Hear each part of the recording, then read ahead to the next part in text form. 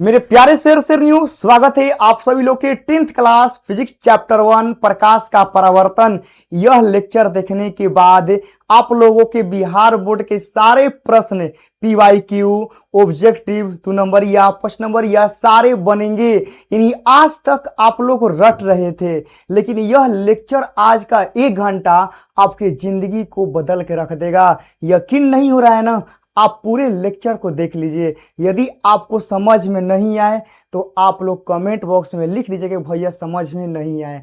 लेकिन क्या आज आप लोग हमसे वादा करेंगे कि इस पूरे 1 घंटा के लेक्चर में यदि पूरे प्रकाश के परावर्तन को आपके दिल दिमाग में अच्छे से सेट कर दिए, आजीवन आप लोगों को याद रहेगा, तो क्या आप इस लेक्चर को अपने दोस्त, अपने सखी सहेलियों, अपने पूरे सर्कल ग्रुप में पढ़ाई वाला जहां पर सारे बच्चे रहते हैं, क्या आप लोग वहां पर शेयर करेंगे और सारे बच्चे को लाएंगे? तो आपसे हम एक वादा करते हैं कि इस पूरे लेक्चर को देखने के बाद चैप्टर 1 आपका गुलाम हो जाएगा। और आपको बस हमसे यह वादा करना है कि पूरा लेक्चर समझ में आ जाए तो आप अपने भाई का सपोर्ट जरूर करिएगा। तो क्लास स्टार्ट करने से पहले एक थोड़ा सा लाइन है मोटिवेशनल, सुनिएगा कि मौत मुकम्मल है फिर भी आपका भाई डरने वाला नहीं है। मौत मुकम्मल है फिर भी डरने वाला नहीं हूँ। जो जंग मेरे हक में है मैं वही लड़ने वाला हूँ। जो जंग मेरे हक में है मैं वही लड़ने वाला हूँ। जब तक टॉपर्स बनने के सपने आपके साकार नहीं हो जाते, जब तक टॉपर्स बनने के सपने आपके साकार नहीं हो जाते, तब तक मैं इस रणभूमि को छोड़ने वाला नहीं हूं। तो मेरे भाई, जब तक आप लोग के टॉपर्स बनने का सपना साकार नहीं हो जाता है, ये आपका भाई इस रणभूमि को छोड़ने वाला नहीं है। बस आप लोग हमारे साथ बने रहिए, अपने भाई का पूरा सपोर्ट करिए और पूरे लेक्चर को अच्छे से देखिए। कॉपी लेकर नहीं बैठे हैं तो वीडियो को रोक लीजिए, कॉपी निकाल लीजिए और जैसे जैसे आप लोगों को सारे कॉन्सेप्ट लिखवाते जाएंगे, सारे पॉइंट नोट्स करवाते जाएंगे, वैसे वैसे आप लोगों को हमारे साथ लिखना है। एक क्लास, एक लेक्चर और एक चैप्टर समाप्त। चलिए क्लास को स्टार्ट करते हैं। तो हम लोग के 10th क्लास फिजिक्स चैप्टर 1 जिसका नाम है प्रकाश का परावर्तन। तो आखिर प्रकाश के परावर्तन में पढ़ना क्या क्या है? आपके मन में उत्सुकता रहा, भैया प्रकाश के परावर्तन में पढ़ना क्या है? पता है प्रकाश के परावर्तन में क्या क्या पढ़ना है?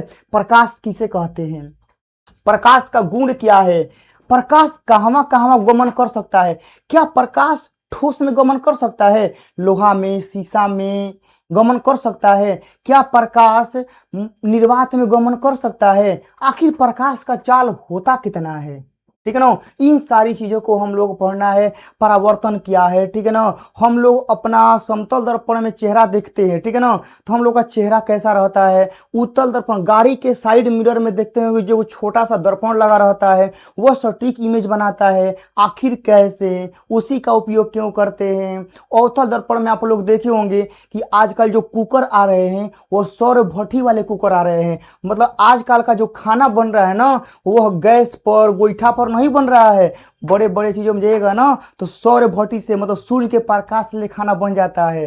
अब कहेगा सर जी सही में? हाँ सही में। तो ये सब होता है हम लोगों के साइंस के मदद से। 10th क्लास के चैप्टर 1 इसमें पढ़ना है प्रकाश के परावर्तन में। तो चलिए अपने इस आज के लेक्चर को स्टार्ट करते हैं।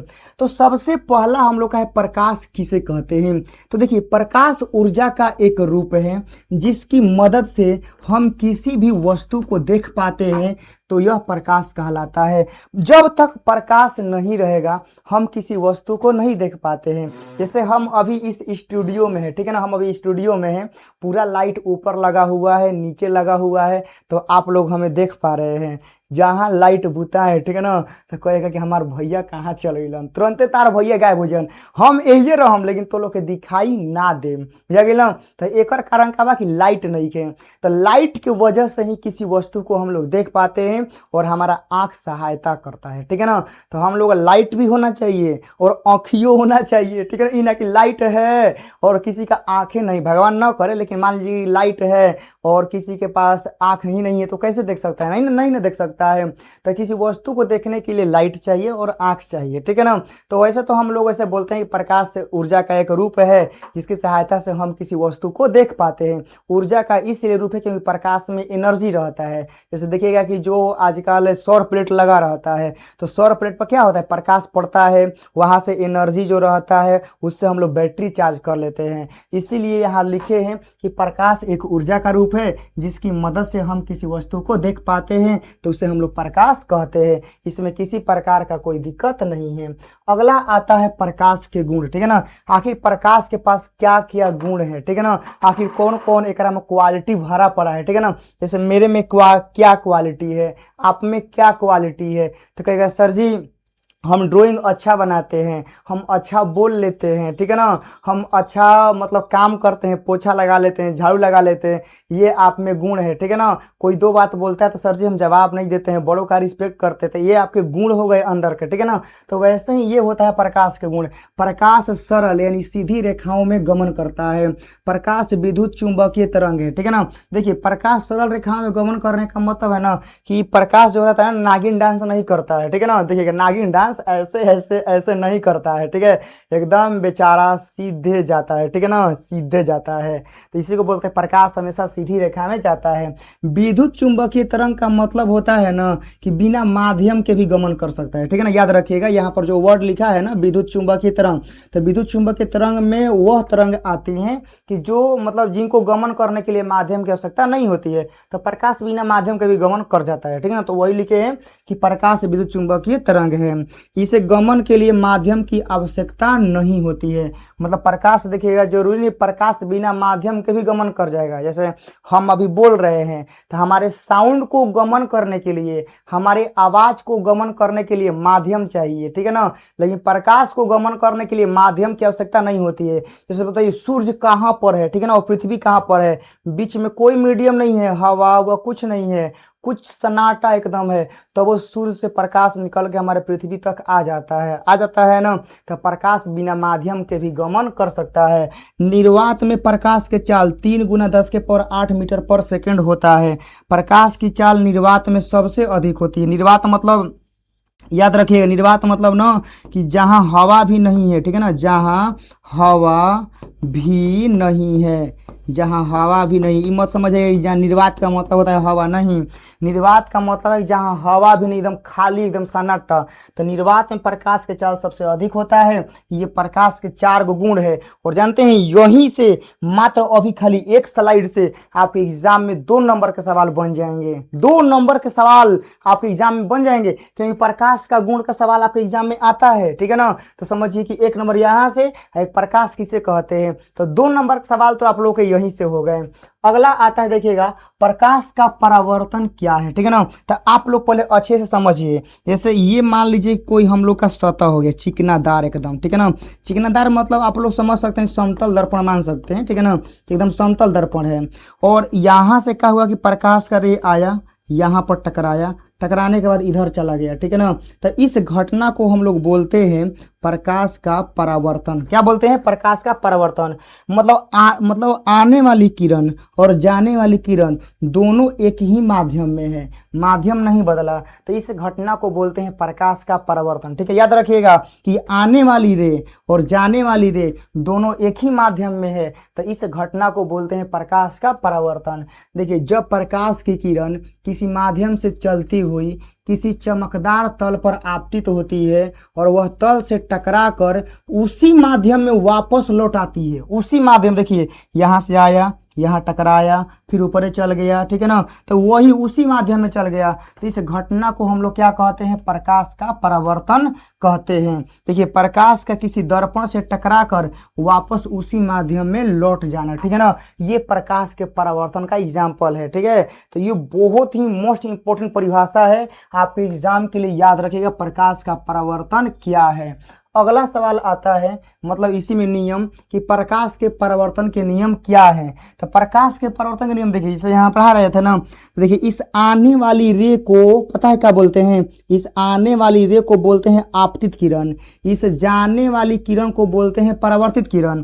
जो ये वाला एंगल बनता है ना, ये वाला एंगल, एकरा के बोलते हैं आपतन कोण। याद रखिएगा, पूरा बता रहे हैं, ये आपतित किरण, ये परावर्तित किरण, और ये जो हो गया ना, इसको बोलते हैं हम लोग अभिलंब।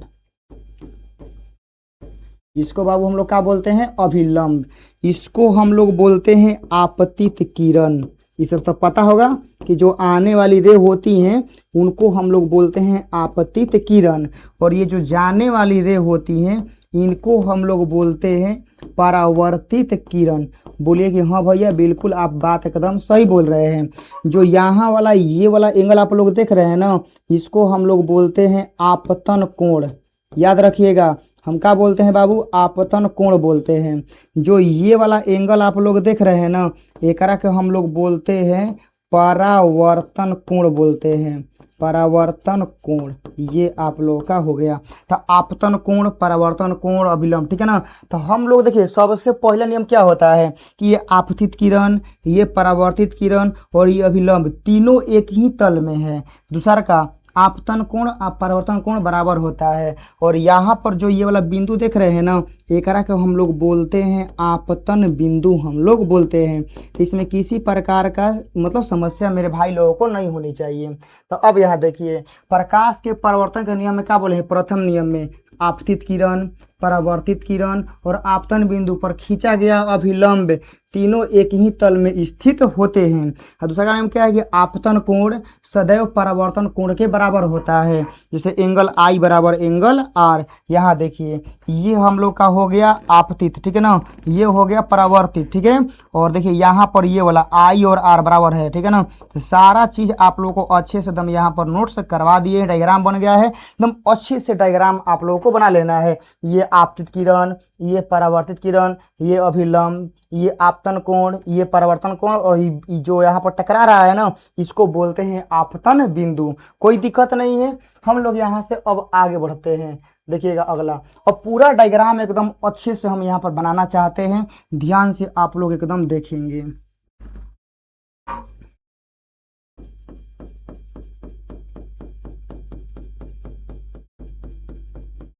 सारे बच्चे लोग एकदम अच्छे से डायग्राम बनाएंगे मेरे साथ है, ठीक है ना।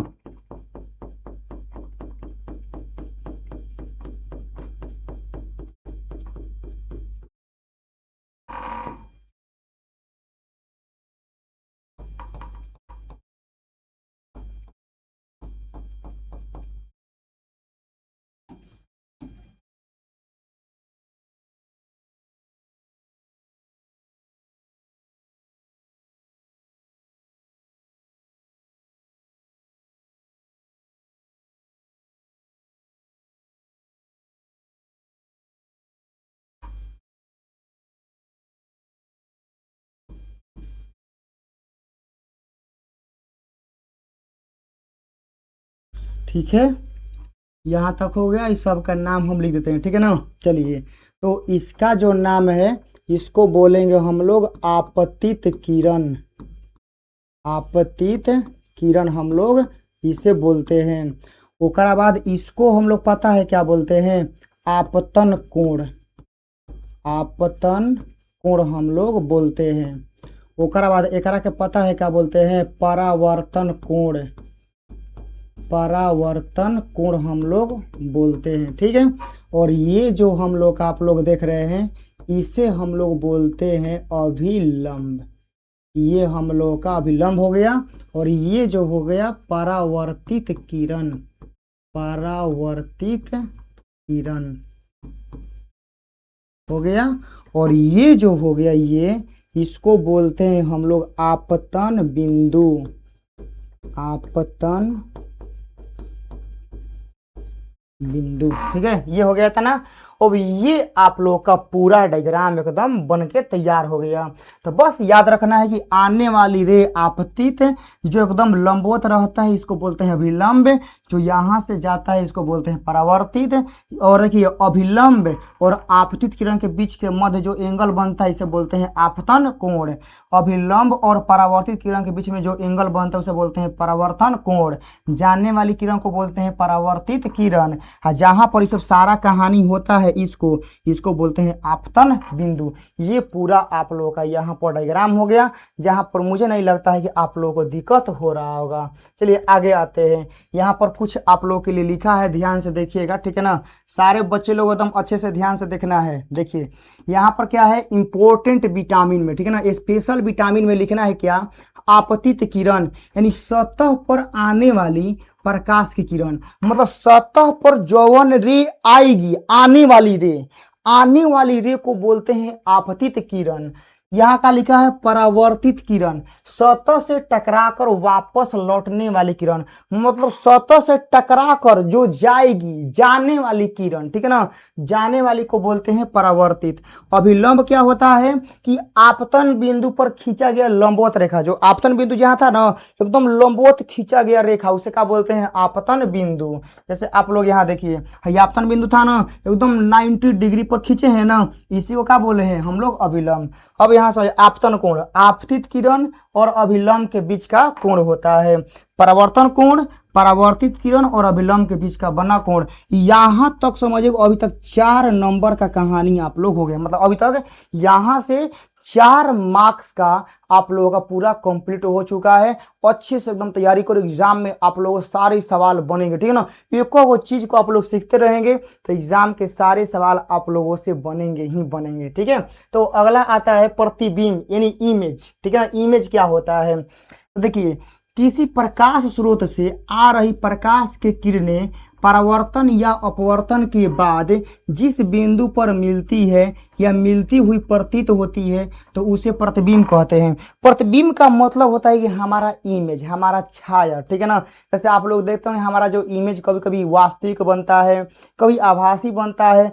तो ये इमेज का कहानी क्या होता है, तो बस इतना याद रखना है कि जब प्रकाश की किरण दर्पण से टकरा के जाएगी, ठीक है ना, तो परावर्तित किरण यदि रियल में कट रही है या कटती हुई महसूस हो रही है, तो जहां पर कटती हुई महसूस होती है ना उसे हम लोग कहते हैं प्रतिबिंब। बात आया समझ में। यानी आप लोग ऐसे समझ सकते हैं, एकदम स्टार मार्क एकदम अच्छे से लिखिएगा। सबसे पहले समझा देते हैं वस्तु, ठीक है ना, वस्तु कि वस्तु क्या होता है, एकदम अच्छे से एकदम 1 लाइन में याद रखिएगा। जैसे यहां लिख देते हैं कि आपतित किरणों, आपतित किरणों के कटान बिंदु को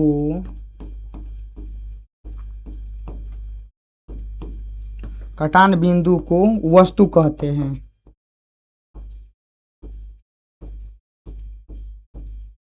आपतित किरणों के कटान बिंदु को वस्तु कहते हैं। अब इसके बाद पता है क्या आता है, अब इसके बाद आता है प्रतिबिंब। तो बस प्रतिबिंब के लिए याद रखना है ना कि परावर्तित चाहे अपवर्तित, बस यही। मतलब वस्तु बनाने के लिए आपतित किरण को मतलब कटवाना पड़ेगा, ठीक है। अब प्रतिबिंब बनाना होगा तब परावर्तित या अपवर्तित, परावर्तित या अपवर्तित किरणों के कटान बिंदु को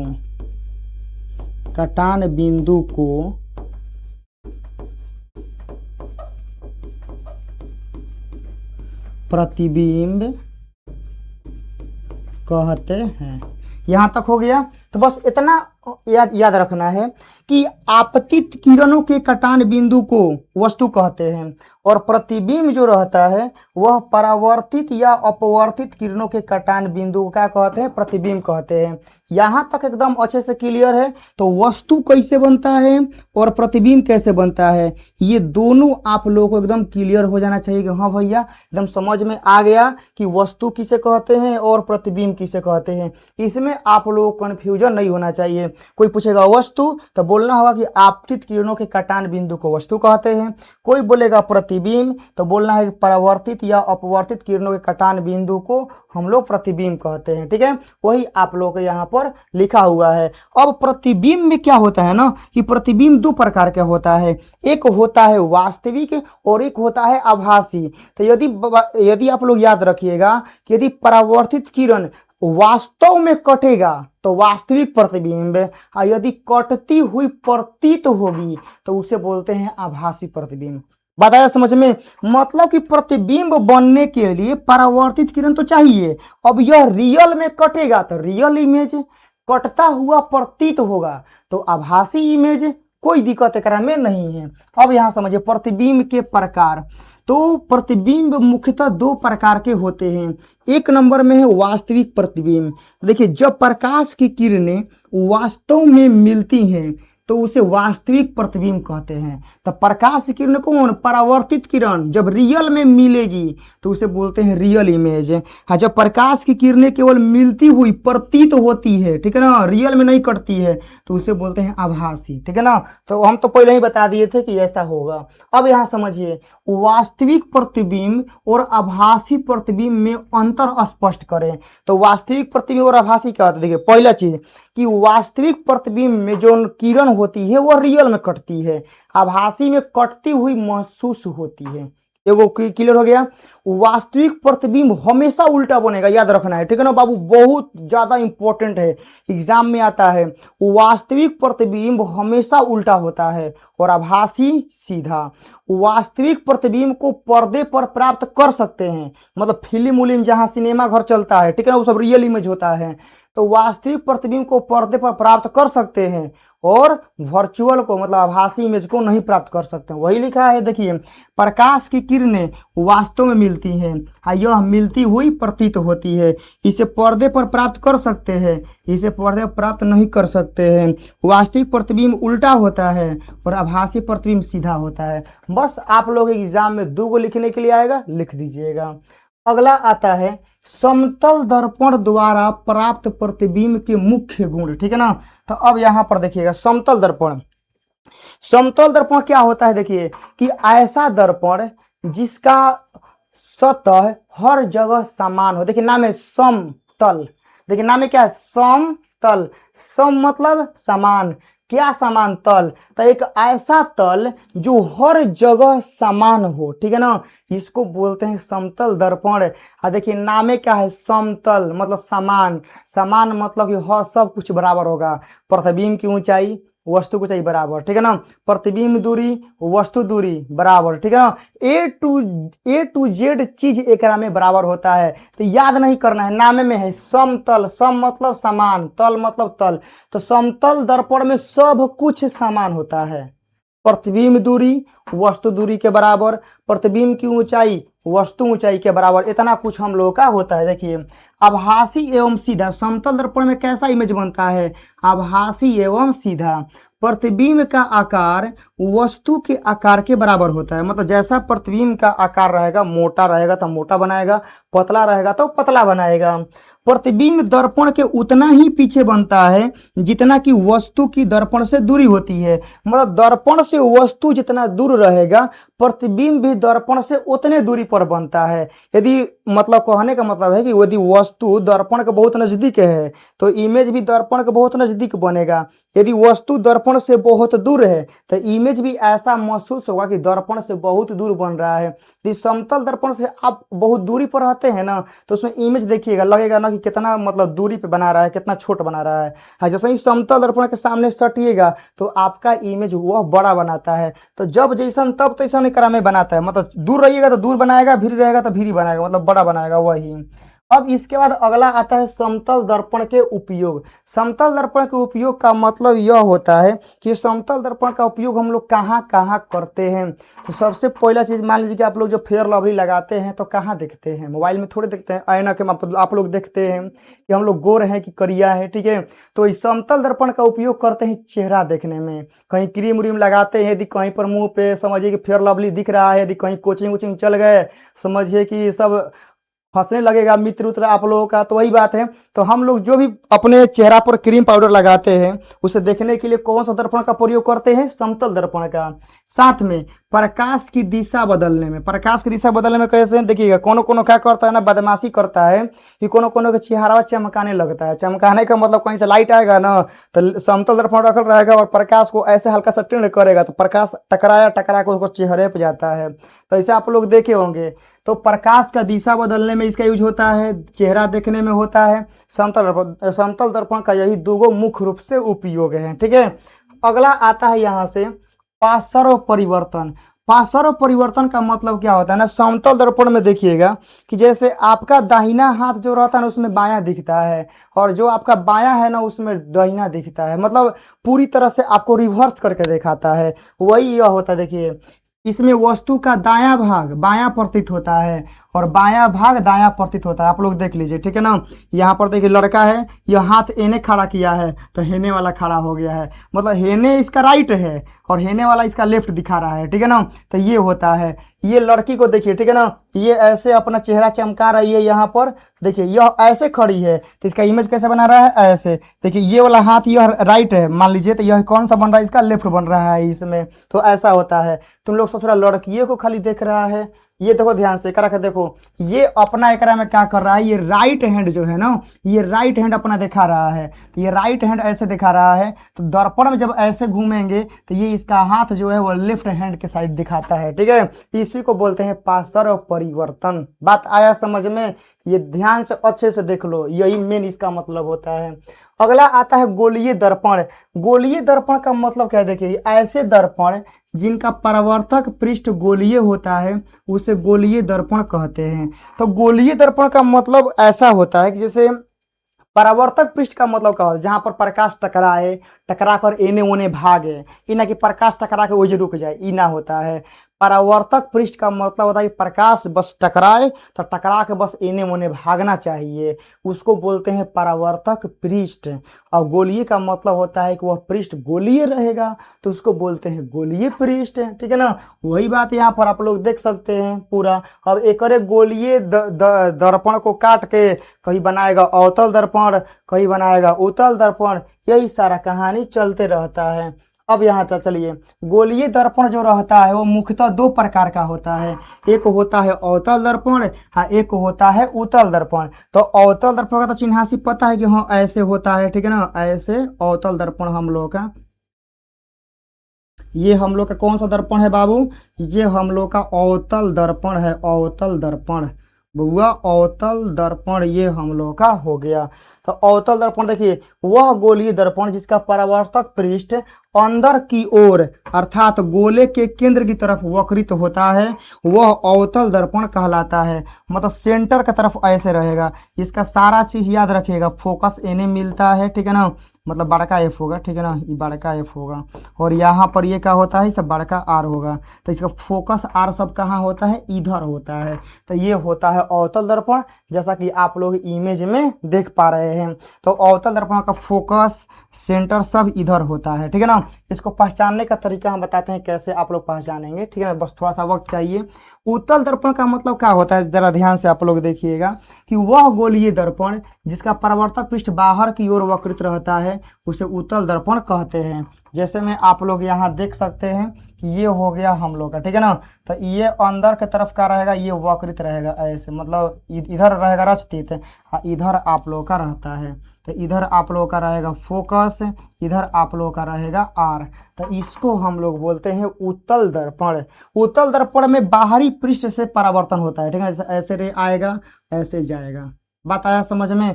और इसमें क्या होता है कि इसमें ऐसे रे आएगा, ठीक है, और ऐसे आप लोगों का जाएगा, ऐसे होता है। तो अवतल दर्पण जो रहता है ना, प्रकाश के किरणों को केंद्रित करता है। और बात याद रखिएगा, अवतल दर्पण प्रकाश के किरणों को केंद्रित करता है, अभिसरित करता है, इसलिए अवतल दर्पण को अभिसारी दर्पण भी कहा जाता है। बात आया समझ में? देख रहे हैं, इधर से रे आया, इधर से रे जाएगा, ठीक है ना, सबको फोकस ले जाएगा, सबको इधर से जाएगा, सबको फोकस ले, ठीक है ना, सबको ए टू जेड किरण को फोकस ले गुजारता है सबको। तो अवतल दर्पण प्रकाश के किरणों को केंद्रित कर लेता है। जैसे कैसे, अभी आप लोगों का ध्यान जो है हमारे ऊपर है, अभी खाली तनी में ध्यान देंगे ना, देखिए कैसे लड़की वाला फोटो हम ला देंगे, अभी हम कितनों यहाँ समझाएंगे, तुम लोग का तो ध्यान है ही होगा कि हाँ ये कहाँ टिक रही है, कहाँ स्टाइल मार रही है, कहाँ इसका ध्यान है, ठीक है ना, हमारे पर थोड़े ध्यान है। तो जो चीज ध्यान केंद्रित कर लेता है उसको बोलते हैं अभिसरित। तो लड़कियों को तुम लोग अभिसरित बोल सकते हो, ठीक है। लेकिन यहाँ देखो, तो अवतल दर्पण जो रहता है यह प्रकाश के किरणों को अभिसरित कर लेता है। अभिसरित का मतलब है ध्यान खींचना, ठीक है ना, सारे किरणों को खींच लेना, इसको बोलते हैं अभिसरित। तो अवतल दर्पण को अभिसारी भी बोलते हैं। चलिए अब यहाँ से आते हैं अवतल दर्पण का उपयोग। उपयोग का मतलब होता है ना कि अवतल दर्पण कहाँ कहाँ हम लोग लगा सकते हैं, अपने जीवन में इसका क्या उपयोग है, क्या महत्व है, आखिर बनाए हैं तो हमारे जीवन में कुछ ना कुछ तो महत्व होगा। इंसान बिना अपने स्वार्थ के थोड़े कुछ बनाता है, कुछ उपयोग, ऐसा थोड़ा ही खाली 100 पीस में बना देगा। इंसान जो कुछ बनाया है अपने उपयोग के लिए ही बनाया है। तो इसमें देखना है कि कहाँ कहाँ, देखिए टॉर्च में, सर्च लाइट में, वाहन की हेडलाइट में, ठीक है ना, यहाँ करता है।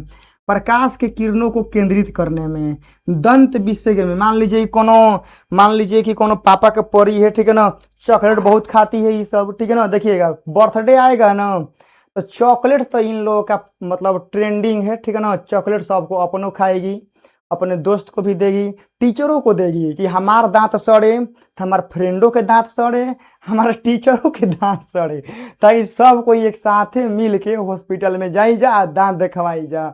इसीलिए कभी भी आज से जो कोई चॉकलेट देगा, ठीक है ना, नहीं खाना है, फेंक देना, क्योंकि चॉकलेट खाने से दांत खराब होगा। हाँ, दांत खराब होइएगा तो फिर वजह लगेगा अवतल दर्पण क्या करने में, आपके दांतवा को देखने में कि कहाँ कहाँ चॉकलेट फंसा है, कहाँ कहाँ पिलुआ चल रहा है, तो ऐसा होता है। तो अवतल दर्पण का उपयोग कहाँ होता है, देखिए दंत विषय में, जहाँ दांत का अस्पताल होता है ना, वो जो अवतल दर्पण लगा दिया रहता है, इसलिए ताकि आपका जो दांत है ना, जो राक्षस लेखा दांत है, उसका ओकरा में बहुत बड़का बड़का इमेज बनेगा। हाँ, डॉक्टर तनी ध्यान से देखेगा कि कितना चॉकलेट खैले भाई, बुझा गेला, सारा चॉकलेट का 10 गुना दाम जोड़ के दांत का इलाज करेगा, और उसी दिन से आप लोग चॉकलेट खाना छोड़ दीजिएगा। दाढ़ी बनाने देखिएगा, जहाँ पर दाढ़ी नाऊ बनाता है, ठीक है ना, तो वहाँ पर जहाँ पर दाढ़ी बनता है देखिएगा वहाँ पर अवतल दर्पण लगता है, ये बाल को काटना रहता है, जहाँ बाल एने ओने हुआ तो समझिएगा कि बहुत लफड़ा हो जाता है। एगो मेरा दोस्त था, समझिएगा उसको बाल से बहुत प्रेम था, सच्ची बताते हैं, मेरा एक दोस्त था, ठीक है ना, वह बाल कभी इतना मतलब इतना बड़े बड़े रखता था, मतलब इतना सो कम नहीं रखता था। अब बाल से बहुत प्रेम, एकदम समझिए कि घर से मार्केटों सब्जियों लाने जाना होगा तो बाल पे एकदम तेल लगा के एकदम बढ़िया से फेस वॉश लगा के एकदम धो धा के एकदम चमकाता था बाल, ठीक है ना। तो हम क्या होता कि नए नए ट्रिमर लिए थे, तो हम बोले ना कि तुम्हारा खाली दाढ़ी काट देते हैं, दाढ़ी बढ़ हुआ है, तो वो जानता था कि पक्का इन्हें उन्हें छेड़छाड़ करेगा, लेकिन हम उसको विश्वास दिलाएं कि हम ऐसा नहीं करेंगे, ठीक है। अब बस ऐसा ही काट रहे थे, 2 की 3 की स्पीड में मतलब काट रहे थे, बस हमारा टारगेट रही था कि इसका बाल कसम उड़ाना है। ऐसे करते करते करते मारे ऐसे, जब एक बार लग गया ट्रिमर ऐसे, तो अब क्या करना, अब तो छिलवाना ही पड़ेगा। अब जैसे ही अपन टकला बाल कटवाया, छिलवाया, ठीक है ना, मतलब क्या बोले, ठीक है ना, कि जालिम इंसान नहीं होता है, राक्षस लेखा लग रहा था एकदम। जैसे कोनो देखिएगा कि ऑस्ट्रेलिया के, अरे करिया करिया कहाँ का रहता है, नागालैंड के करिए करिए इंसान जो देखिए चपाट लिखा एकदम लगता है, तो चपाट लिखा लग रहा था। तो वैसे ही यहाँ पर है, दाढ़ी बनाने में देखिएगा अक्सर जो ऐनक होता है ना बड़का, मतलब अवतल बहुत बरियार लगाता है ताकि आपका बाल बहुत अच्छे से दिखे, बाल बहुत अच्छे से काट पाए, वरना बाल के चलते क्या हो जाएगा आप लोग जानबे करते हैं। वो तो खाली हम थे ना, हम उसके जिगरी दोस्त थे, इसलिए हमारा का कुछ नहीं बोला। यदि हमारा जगह पर कोई और रहता ना बाबू क्या हो जाता आप लोग सोच नहीं सकते। सौर भट्टी में, सौर भट्टी का मतलब क्या होता है, प्रकाश को केंद्रित करना पड़ेगा। प्रकाश को केंद्रित करने का मतलब है कि एनर्जी ज्यादा चाहिए, प्रकाश को एक जगह खींचना पड़ेगा। तो ये खींचने वाला काम कौन करता है? अवतल दर्पण। इसीलिए सौर भट्ठी में भी इसका उपयोग होता है। अगला ये उत्तल दर्पण के उपयोग। उत्तल दर्पण का उपयोग मतलब कि उत्तल दर्पण का काम पता है क्या होता है? उत्तल दर्पण का काम है वस्तु का इमेज छोटा बनाना और वस्तु कितनो दूर रहे बना देगा उत्तल दर्पण। उत्तल दर्पण में एक ही तक खासियत है, बोलता है वस्तु रख दो जहां पर, ठीक है ना, हम ओकर इमेज अपना अंदर बना देंगे, भले छोटे काहे ना बनाएंगे लेकिन बना देंगे। उत्तल दर्पण का ये कॉन्फिडेंस बोलता है कि आप वस्तु को रख दीजिए अपने अनुसार, ठीक है ना, कितनों बड़का ला दीजिए, ट्रक का ट्रक, ट्रेन, जेसीबी, किरान ला, आप लोग कुछ ला दीजिए, ठीक है ना, हम उसका इमेज एकदम सटीक अपने अंदर बना देंगे एकदम। तो हम लोग क्या करते हैं, वाहन के साइड मिरर में लगाते हैं, किस लिए? मान लीजिए कि हम गाड़ी अपन फटफटिया लेके जा रहे हैं और ओकरा में ऐनके नहीं है, ठीक है ना, आप कौन पीछे से साइड मांग रहे हैं, साइड दे नहीं रहे हैं, तो हमको मारेगा, हम चल जाएंगे चाटी में, ठीक है ना। और गाड़ी पीछे से कौन आ रहा है, कौन साइड मांग रहा है, कब टर्निंग लेना है, पीछे से कोई है कि नहीं है, तो इसके लिए कौन लगता है? उत्तल दर्पण, कि पीछे से आप लोगों को देखना रहता है कि कौन चीज कहां पर है, ठीक है। चलिए सुरक्षा दर्पण में, सुरक्षा मतलब देखिए दुकान उकान में लगता है, मान लीजिए कोनो चोरी उरी चोर करने आ रहा है, पहले ही से मुंह बांध के एकदम काटा उटा लेके आ रहा है, तो उत्तल दर्पण बहुत दूरे से इमेज बना देगा। दुकान बंद करे जल्दी, दुकान बंद करो, उनसे लुटेरा आ गई सन, तो आप लोग दुकान जल्दी बंद कर देंगे, ठीक है ना, या पुलिस को फोन कर देंगे। तो ये होता है street light reflector, street light reflector मतलब स्ट्रीट लाइट रिफ्लेक्टर के रूप में, ठीक है ना। सड़क के मोड़ पर, सड़क के मोड़ पर भी लगाते हैं, समाज सड़क के मोड़ पर लगा दिए, ठीक है, और कोई वाहन होने से मुड़ रहा है, मान लीजिए कि भाई यहाँ पर ऐसे मोड़ है, ठीक है ना, ऐसे मोड़ है और ऐसे मोड़ है, और इधर पूरा ऐसे रास्ता जा रहा है और इधर से पूरा ऐसे रास्ता जा रहा है, और एने से बेचारा ई फटफटिया लेके जा रहा है और एने से ई पूरा फटफटिया लेके जा रहा है, ठीक है ना। तो इसको ये थोड़े दिखेगा ना, इसको ये दिखेगा, तो अब यहीं पर लगा रहेगा, ठीक है ना, यहीं पर क्या लगा रहता है? उत्तल दर्पण। तो इसका इमेज यहाँ बनेगा तो इसको दिख जाएगा, और इसका इमेज यहाँ बनेगा तो इसको दिख जाएगा ना। तो बस जान जा कि नहीं वैसे गाड़ी आ रहा है, तो ये दोनों अपन चाल कम कर लेगा, तो ये ऐसे निकल जाएगा और ये ऐसे निकल जाएगा। बात आया समझ में? तो सड़क के मोड़ पर भी इसका उपयोग करते हैं। अब यहाँ चलिए, अब आता है मेन चिन्ह परिपाटी। चिन्ह परिपाटी बहुत ज़्यादा बहुत इंपॉर्टेंट है, बहुत ज़्यादा। आइए समझते हैं चिन्ह परिपाटी कैसे हम लोग करते हैं। सबसे पहले चिन्ह परिपाटी में, ठीक है ना, चिन्ह परिपाटी में आप लोग याद रखिएगा कि कोई भी दूरी हम लोग ध्रुव से मापते हैं। ध्रुव क्या होता है यहाँ समझाते हैं, देखिए मान लीजिए कि ये कौन सा दर्पण है, तो कहेगा भैया ये हम लोग का जो है ना ये अवतल दर्पण है। तो अवतल दर्पण में अब यहीं पे थोड़ा कहानी आप लोग समझ लीजिए कि कैसे कैसे क्या होता है। तो अवतल दर्पण में तो बीचों बीच जो लाइन जाता है इसको बोलते हैं मुख्य अक्ष, ठीक है। यहाँ पर ये हो गया हम लोग का फोकस, ये हम लोग का हो गया आर, ठीक है, और ये वाला हम लोग का हो गया पी। तो याद रखिएगा लेंस होके चाहे दर्पण होके, हम लोग दूरी कोई भी मापे, प्रतिबिंब दूरी, वस्तु दूरी, फोकस दूरी, वक्रता त्रिज्या, हम दुनिया का कोई भी दूरी मापें दर्पण या लेंस में, वह यही से हमको चलना पड़ेगा, यही मेन मूल बिंदु है, ओरिजिन याद रखिएगा। हम कोई भी दूरी मापना होगा, बोलिए दिए वस्तु दूरी, प्रतिबिंब दूरी, जैसे प्रतिबिंब दूरी, वस्तु प्रतिबिंब, ये सब जो भी मापना होगा सब वक्रता, ठीक है ना, हम लोग यहीं से चलेंगे। बताया समझ में? हम लोग यहीं से पी से चलेंगे। बात आया समझ में? बोलेंगे हाँ भैया बिल्कुल बात आ गया समझ में। तो मेन हम लोग पी से ही चलते हैं। अब आइए यहाँ पर एक अच्छा सा डायग्राम आप लोगों को बना के समझा देते हैं। ये हम लोग का हो गया अवतल दर्पण, कहेगा हाँ भैया एकदम बात एकदम सही है, ये हो गया हम लोग का अवतल दर्पण, हम लोग का हो गया, ठीक है। इस अवतल दर्पण में हम बीचों बीच एक लाइन यहाँ पर ड्रॉ कर दिए हैं कि जैसे ये हो गया आप लोग का एफ, ये हो गया आप लोग का पी, ठीक है ना, और सॉरी ये पी नहीं ये आर हो गया, और ये हो गया आप लोग का पी। देखिए मेन यहाँ पर रे है, यदि ये वाला रे इस दिशा में आ रहा है, ये मेन रे है, इसका नाम हम यहाँ पर लिख देते हैं आपतित किरण। याद रखिएगा सारा कहानी यही से स्टार्ट होता है, आपतित किरण यह है, ठीक है। अब यहाँ देखिएगा यदि आप आपतित किरण की दिशा में जाएंगे, मतलब एक दिशा में आप लोग जाएंगे, तो मान लिया आएगा प्लस, ठीक है ना। आप इसके दिशा में यहां से जाएंगे तो मान का लिया आएगा प्लस। बात आया समझ में? आप इस लाइन के ऊपर जाएंगे, ऊपर याद रखिएगा, इस लाइन के ऊपर जाएंगे तो प्लस, ठीक है। इस लाइन के नीचे आएंगे, नीचे आएंगे तो माइनस। बात आया समझ में? और इसके रिवर्स, इसके रिवर्स कहने का मतलब कि आप इधर जाएंगे तो लिया आएगा माइनस। इतना बात आप लोगों को पता होना चाहिए। मतलब आपतित किरण के दिशा में जाएंगे तो प्लस, देखिए प्लस प्लस प्लस, ठीक है ना। आप इसके विपरीत दिशा में ऐसे जा रहे हैं तो माइनस।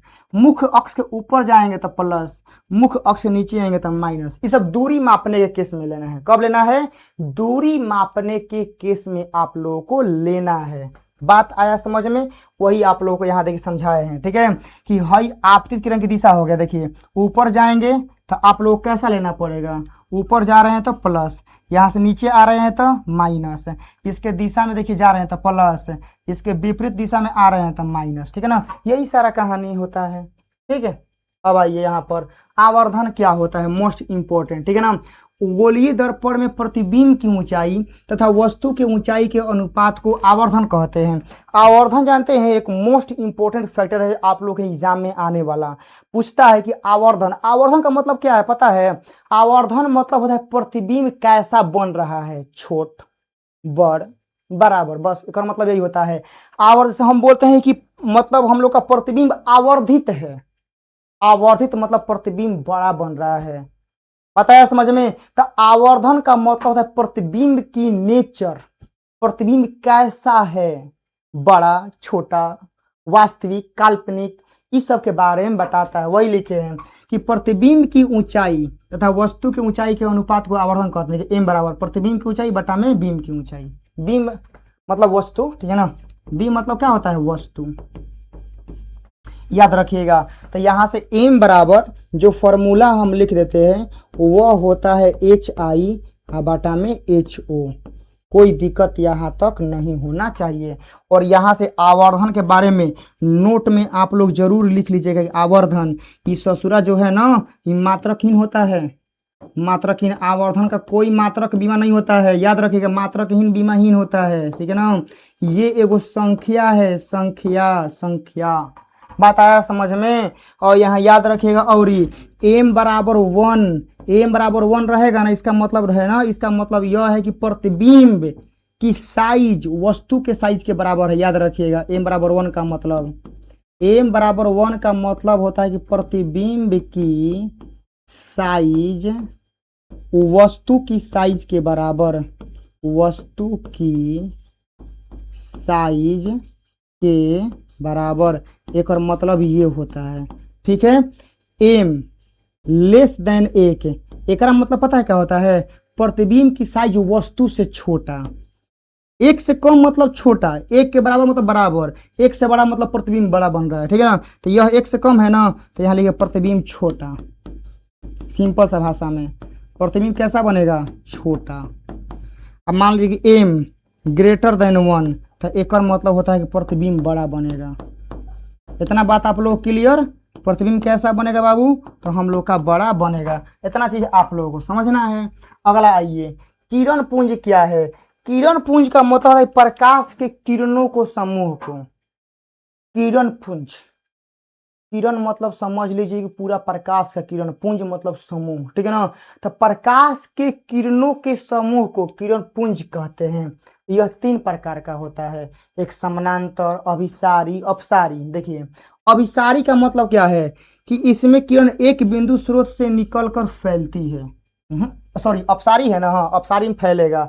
अपसारी में क्या होता है कि एक बिंदु से निकल के फैलेगा, ठीक है ना। जैसे देखिएगा यहाँ पर ये वाला है, ये वाला, ये अपसारी है। इसका डायग्राम यहाँ होना चाहिए था, डायग्राम उल्टा है, ठीक है। याद रखिएगा, ये जो है ना, ये डायग्राम इसका है, इसका दूसरा उल्टा हो गया, मिलान करना पड़ेगा, मिलान चिन्ह वाला आ गया है। चलिए, अपसारी का मतलब क्या होता है? अपसारी मतलब देखिए अभिसारी, अभिसारी मतलब कि अभी अभी अभी हमारा तरफ केंद्रित हो जाओ, मतलब केंद्रित करने वाला, केंद्रित करने वाला, खींचने वाला रे को बोलते हैं अभिसारी। अपसारी फैल जाएगा जो, समांतर मतलब पते हैं, ठीक है ना। तो अपसारी मतलब क्या, फैलेगा। तो देखो फैलने वाला रे कौन है, यहाँ से है ये ना है, तब सारी हो गया। समांतर मतलब क्या है, जो समांतर चलेगा, तो समांतर वाला एकर जो है ना वह ये वाला मैच करेगा, ठीक है। तो मिलान चिन्ह वाला आ गया है। अभिसारी का मतलब क्या होता है, एक बिंदु पर आके सब मिल जाएगा, तो एक बिंदु पर देखो ये वाला आके मिलेगा, तो इसको बोलते हैं हम लोग किरण पुंज। अब आते हैं पदार्थ।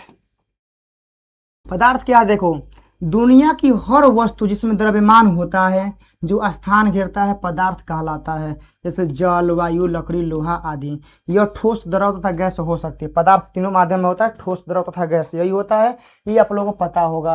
अब यहाँ समझिए, पारदर्शी पदार्थ का मतलब क्या होता है, कि वे पदार्थ जिसे प्रकाश आर पार आसानी से गुजर जाए। मतलब पारदर्शी पदार्थ का मतलब होता है कि जिनसे प्रकाश आर पार कर जाए, एकदम छेद छेद कर जाए, ठीक है ना, एकदम आर पार कर जाए। मतलब वह पदार्थ जिनसे प्रकाश की रे एकदम आर पार, एकदम बाबू रुकेगा नहीं, बोलेगा बाबू हम तोरा क्या जानते हैं, हम तोरा के आर पार कर देंगे, हम जो ना के आर पार कर देगा उसे बोलते हैं पारदर्शी पदार्थ। जैसे साफ कांच, स्वच्छ पानी, वायु, ठीक है ना, ये सब पारदर्शी पदार्थ होते हैं। परभासी का मतलब होता है ना, परभासी का मतलब होता है बस प्रकाश का कुछ हिस्सा पार होगा, ठीक है ना। वे पदार्थ जिनसे प्रकाश का कुछ भाग ही पार हो पाता है उसे परभासी पदार्थ कहते हैं। धुंधला कांच, तेल लगा कागज इत्यादि, ठीक है ना। अब अगला आता है अपारदर्शी। अपारदर्शी का मतलब क्या होता है, वे पदार्थ जिनसे प्रकाश बिल्कुल पार नहीं हो पाता है।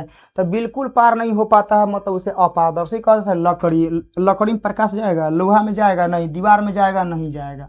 वही अवतल दर्पण और उत्तल दर्पण में अंतर, बहुत ज्यादा वीवीआई सवाल, बहुत ज्यादा बाबू, बहुत ज्यादा एग्जाम के लिए मोस्ट इंपोर्टेंट है अवतल दर्पण और उत्तल दर्पण। देखिए क्या है, पहला अवतल दर्पण में इसमें वास्तविक एवं आभासी दोनों प्रकार का प्रतिबिंब बनता है। तो अवतल दर्पण में आप लोग याद रखिएगा कि ससुरा ई मास्टर माइंड होता है। मास्टर माइंड का मतलब होता है ना कि आपको जिस प्रकार का इमेज चाहिए, छोटा, बड़ा, बराबर, ये अवतल दर्पण बनाने का क्षमता रखता है। सभी प्रकार का इमेज यह बनाने का क्षमता रखता है। उत्तल दर्पण में हमेशा छोट बनाता है, ठीक है ना। तो ये सब बनाएगा तो वास्तविक, आभासी, उल्टा सीधा सब बनाता है, इस सब बनाता है। कहता है हम ना छोड़ेंगे, हम सब बनाएंगे, ठीक है ना। ये कहता है हम छोटा बना, ये खाली छोटा बनाता है, आभासी बनाता है, सीधा बनाता है, बस छोटा, आभासी, सीधा, ठीक है ना। देखिए यह केवल आभासी सीधा बनाता है, यह प्रकाश किरणों को फैला देता है। हाई उत्तल क्या करता है, फैला देता है। इसमें छोटा बनता है, इसका उपयोग वाहन के पीछे देखने में करते हैं। इसका उपयोग सेविंग मिरर, टॉर्च, वाहन के लाइट में करते हैं। प्रतिबिंब बड़ा, छोटा, समान आकार का बन सकता है, ठीक है ना। यह प्रकाश किरणों को एक बिंदु पर एकत्रित कर लेता है। ये आप लोग का पूरा यहाँ पर था, ठीक है ना। तो पूरे आज की क्लास में प्रकाश के परावर्तन में, ठीक है ना, आप लोगों के सारे कॉन्सेप्ट जो है एकदम अच्छे से आप लोगों को समझा दिए हैं।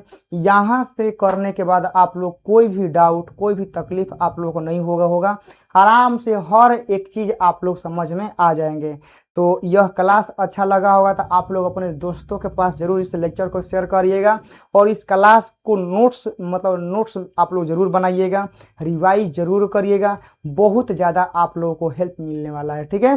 तो मिलते हैं आप लोगों के साथ हैं नेक्स्ट क्लास में, तब तक के लिए आप लोग नोट्स बनाइए। और अगला लेक्चर किस पर चाहिए आप लोग जरूर बताइएगा, ठीक है ना। अगला जो है लेक्चर किस पर चाहिए, फिजिक्स पर, केमिस्ट्री पर, बायोलॉजी पर, मैथ में किस पर, ठीक है ना, जरूर बताएंगे।